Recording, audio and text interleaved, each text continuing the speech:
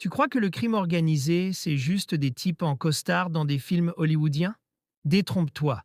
Dans l'ombre des grandes villes ou au cœur des quartiers chauds, des gangs redéfinissent chaque jour les règles de la violence, du pouvoir et parfois même de la survie. Certains sont nés dans la misère, d'autres dans les prisons. Certains agissent comme des entreprises, d'autres comme des armées. Mais tous ont un point commun. Ils font trembler des pays entiers, et leur nom suffit à faire baisser les regards. Aujourd'hui, on plonge dans le monde des 10 gangs les plus dangereux de la planète. Accroche-toi, car cette vidéo va t'emmener là où la loi ne va plus, et où la peur fait la loi. Los Zetas. Bienvenue au Mexique, là où les tacos sont délicieux, et certains gangs carrément indigérables. Los Zetas, c'est l'un des cartels les plus flippants du pays. Leur histoire commence en 1997, quand 31 soldats d'élite de l'armée mexicaine ont décidé que la vie de criminel était sûrement plus rentable que celle de militaire. Résultat, ils ont troqué leurs uniformes contre des passe-montagnes et sont devenus les mercenaires du tristement célèbre cartel du Golfe. Leur premier chef, Arturo Guzmán de Sena, alias Z1, parce que ça claque plus qu'Arturo, a été abattu en 2002 par l'armée alors qu'il dînait tranquillement à Matamoros. On suppose que ce n'était pas une soirée tacos. Après sa mort, le flambeau est passé à Heriberto Lascano, surnommé El Lasca, ou Z3, qui a pris les choses en main en mode patron. Il a coupé les ponts avec le cartel du Golfe et a donné aux États leur indépendance. Vive la liberté. Depuis, le gang s'est transformé en une organisation ultra-violente et super bien organisée. Drogue, armes, traite humaine, ils cochent toutes les cases du bingo criminel. Leur influence s'étend de l'Amérique centrale à la Colombie, avec des petits coucous en direction du Venezuela, de l'Europe, des États-Unis et même de l'Afrique de l'Ouest. Un vrai tour du monde du crime. Mais ce qui fait vraiment peur chez Los Zetas, c'est leur méthode. Grâce à leurs origines militaires, ils opèrent comme une armée, discipline de fer, stratégie et malheureusement une brutalité sans limite. L'un des exemples les plus atroces reste le massacre de 72 migrants en 2010, un acte qui a choqué même les autres cartels. C'est dire le niveau. Aujourd'hui encore, Los Zetas reste une force dominante dans le monde criminel. Et clairement, ce ne sont pas les gars à qui tu veux piquer une place de parking. La mafia Andretas, quand l'Italie rime avec criminalité organisée, depuis le XVIIIe siècle. Parmi les gangs les plus anciens d'Italie, les Andretas jouent dans la cour des dinosaures du crime. Leur origine remonte carrément au XVIIIe siècle. Certains disent même qu'ils seraient nés en réaction à la pression subie par leurs cousins siciliens de la Cosa Nostra. Oui, les autres mafieux avec un nom qui fait presque stylé. Mais contrairement à un vieux vin qui se bonifie avec le temps, les Andretta, eux, se sont juste professionnalisés dans le crime. Extorsion, blanchiment d'argent, traite d'êtres humains, magouille dans les marchés publics. On dirait presque un menu à la carte du grand banditisme. Et ils ne font pas ça en amateur. Leur réseau est tellement bien ficelé que même des personnalités de haut rang ont trempé dedans, comme Giancarlo Pitelli, un ancien député italien, condamné à 11 ans de prison en 2023. Selon Jürgen Stock, le secrétaire général d'Interpol, et probablement l'un de leurs plus gros cauchemars, la mafia Andretas est l'une des organisations criminelles les plus dangereuses du globe. En 2021, Interpol a même dû sortir l'artillerie lourde, une task force spécialement dédiée rien que pour eux. Faut dire qu'avec des tentacules qui s'étendent jusqu'au trafic d'armes, ils ne sont pas là pour vendre des glaces. Et niveau business, ils ne rigolent pas. En 2008, l'Institut de recherche italien Eurispes estimait que les Andretta généraient un chiffre d'affaires de 44 milliards d'euros. Oui, milliards. Soit environ 3% du PIB italien. Plus rentable qu'une entreprise du CAC 40, mais avec un dress code un peu plus discret. Et attention, ils savent investir, histoire de faire bonne figure ou pas. Ils réinjectent leur argent sale dans des entreprises locales en difficulté. Une forme de soutien économique version mafieuse. Aujourd'hui, leur influence dépasse largement les frontières italiennes. On les retrouve aux États-Unis, au Canada, en Amérique latine, en Australie. Bref, ils voyagent comme plus que des influenceurs. Le cartel de Jalisco Nouvelle Génération, aussi connu sous le petit nom de CJNG, ou pour les intimes, Los Matazetas, C'est un peu comme les Avengers, mais version narcos.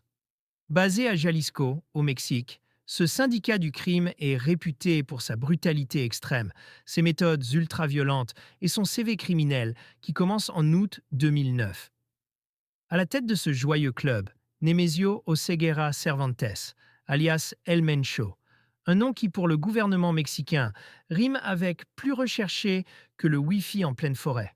Ce baron de la drogue n'a pas seulement monté un gang, il a créé une machine de guerre. Le CJNG a tellement repoussé les limites de la criminalité que même les autorités mexicaines les ont officiellement classés comme l'organisation criminelle la plus dangereuse du pays, juste derrière le célèbre cartel de Sinaloa. Et pour couronner le tout, ils sont ultra militarisés.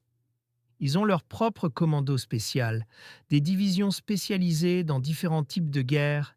Bref, c'est Call of Duty mais version narcos. Et comme si ça ne suffisait pas, ils auraient même mis en place un programme de formation pour tueurs à gages. Oui, oui, une véritable université du meurtre, avec peut-être des examens pratiques un peu trop sanglants. Le MS-13. Plongeons dans les bas-fonds du crime organisé, là où la violence ne dort jamais, et où le MS-13 règne en maître. Aussi connu sous le nom de Mara Salvatrucha, ce gang ne joue clairement pas dans la catégorie des gentils scouts.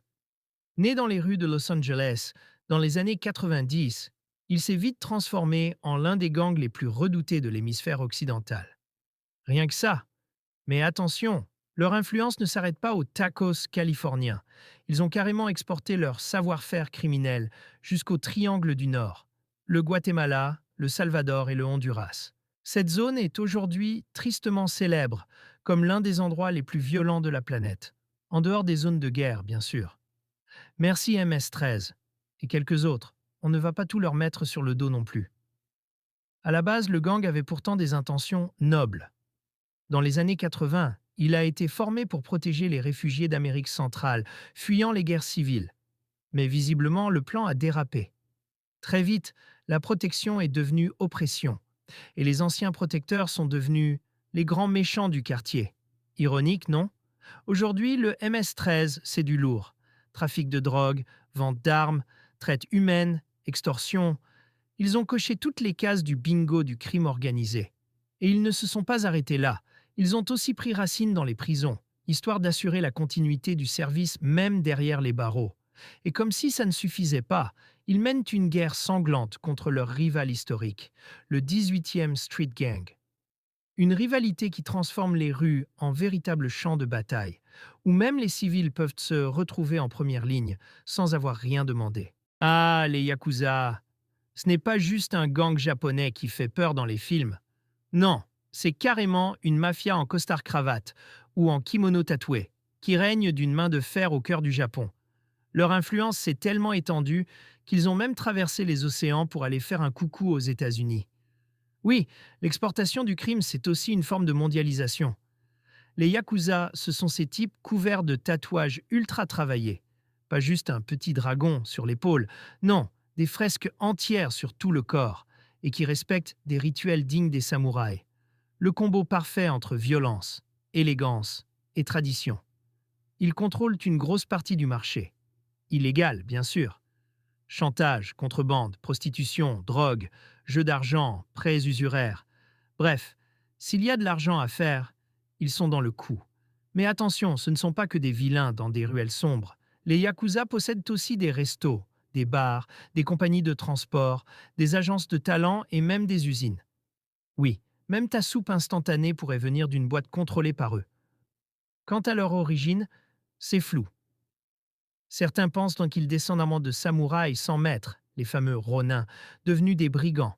D'autres disent que ce sont au contraire d'anciens guerriers nobles qui protégèrent le peuple. Quoi qu'il en soit, au fil des siècles, ils ont su se faire une place. Et quelle place? Dans les années 60, ils étaient environ 180 000. Un vrai annuaire du crime. Mais les temps changent. Au XXIe siècle, leur nombre a fondu comme neige au soleil. Aujourd'hui, ils seraient autour de 88 000, en comptant les membres actifs et les copains de la bande. Étonnamment, les Yakuza ont aussi un petit côté Robin des Bois. En 1995, ils ont distribué des vivres après le tremblement de terre de Kobe. Rebelote en 2011 après le tsunami. Oui, parfois le crime a bon cœur. Ces dernières années, ils se sont même tournés vers les crimes en col blanc. Moins de fusillades, plus de fraudes et de manipulations financières. Ce qui leur vaut une réputation étrange, celle d'être l'un des groupes criminels les moins meurtriers au monde, plutôt civilisés pour des gangsters. Mais attention, ne les prenez pas pour des gentils. Les Yakuza restent une force souterraine puissante, un virus bien enraciné dans la société japonaise. Les Crips, quand le bleu devient synonyme de danger. Dans les années 1950, le quartier de South Central à Los Angeles commence à virer au rouge, enfin, au bleu.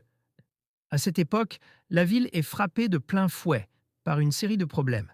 L'économie américaine est en chute libre après la Seconde Guerre mondiale. Le chômage grimpe plus vite qu'un voleur de sac à main. Et la ségrégation raciale bat son plein, en particulier contre les Afro-Américains. Résultat, un cocktail explosif qui ouvre la voie à la naissance des gangs de rue. Au fil des décennies, Los Angeles devient un véritable terrain de jeu pour les criminels en tout genre. En 1969, deux figures vont marquer l'histoire. Stanley Tookie Williams et Raymond Lee Washington. Les deux se rencontrent et partagent une idée simple mais ambitieuse.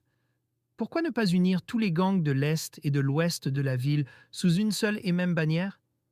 Genre, l'union fait la force, version gangsta. Raymond, qui fréquentait le lycée Fremont, prend les commandes du gang côté Est, tandis que Tookie, élève à Washington High School, dirige la version Ouest. Ainsi naissent les fameux Crips, reconnaissables à leur style vestimentaire très monochrome. Du bleu et encore du bleu.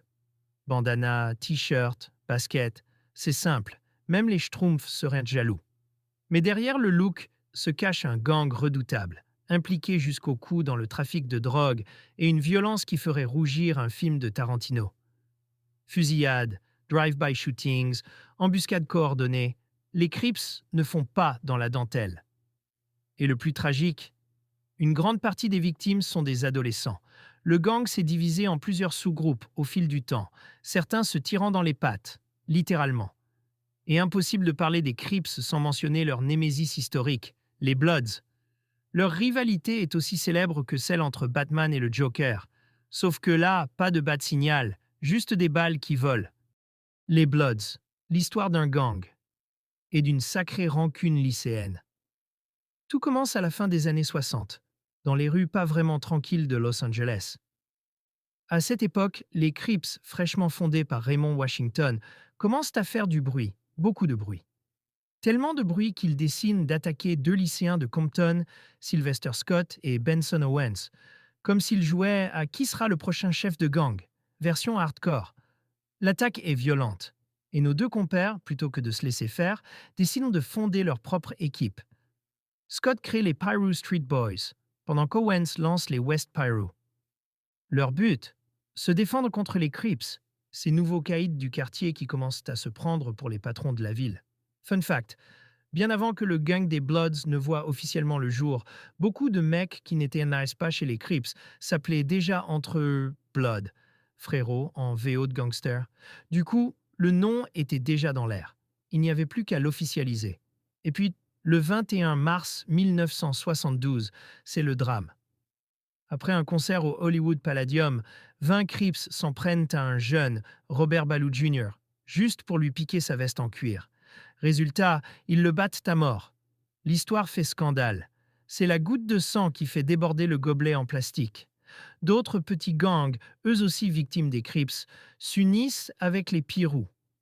Objectif, créer un contre-pouvoir.